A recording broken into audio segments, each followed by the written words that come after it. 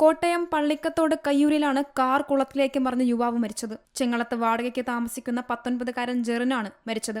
കാറിലുണ്ടായിരുന്ന 3 പേർ രക്ഷപ്പെട്ടു. പള്ളിക്കത്തോട് ഭാഗത്തു നിന്നും എത്തിയ കാർ ചല്ലോയിലെ ജല അതോറിറ്റിയുടെ കുളത്തിലേക്ക് നിയന്ത്രണം വിട്ട് മറിഞ്ഞാണ് അപകടം.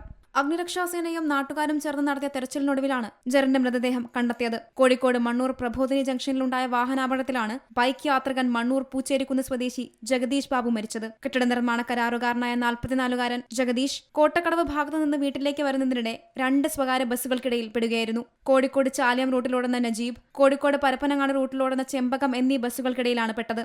ബസ്സുകൾ പരസ്പരം മറികടക്കുന്നതിനിടെ ബൈക്കിൽ തട്ടുകയും ജഗദീഷ് ഇവയ്ക്കിടയിൽ പെട്ടതായാണ് ദൃക്സാക്ഷികൾ പറയുന്നത്. പാലക്കാട് ബൈക്ക് അപകടത്തിൽ ടാങ്കർ ലോറിക്കിടയിൽപ്പെട്ടാണ് കല്ലേപ്പുള്ളി സ്വദേശി 17 വയസ്സുകാരൻ ശക്തിവേൽ മരിച്ചത്. യുവാവ് സഞ്ചരിച്ച ബൈക്ക് സൈഡിൽ അടിഞ്ഞുകൂടിയ മണ്ണിന് മുകളിലൂടെ കയറി ഒരേ ദിശയിൽ പിന്നാലെ വന്ന ടാങ്കർ ലോറിയുടെ മുന്നിലേക്ക് വീഴുകയായിരുന്നു. തിരുവനന്തപുരം നന്ദാവനം പോലീസ് AR ക്യാമ്പിന് മുന്നിൽ സ്കൂട്ടറുകളിൽ തട്ടിയ ശേഷം കാർ നിയന്ത്രണം വിട്ട് മരത്തിലിടിച്ചാണ് അപകടമുണ്ടായത്. അപകടത്തിൽ സ്ഥലത്ത് പാർക്ക് ചെയ്തിരുന്ന ഒരു സ്കൂട്ടർ പൂർണ്ണമായും തകർന്നു.